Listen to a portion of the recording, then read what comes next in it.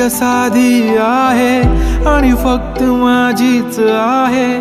कधी कधी जरा भांडते पण जान बेबी तू माझी आहे. तुझ्या विना काही सुचत नाही, तूच तू ग हवीशी आहे. कधी कधी अशी लाजते, असे वाटते की तू राजी आहे. कसं डिंपल येतंय गालावरी, दिवाना मनाला करतय. माझं काळीज रुतलंय तुझ्यामधी, तुझ्याच माग पळतय.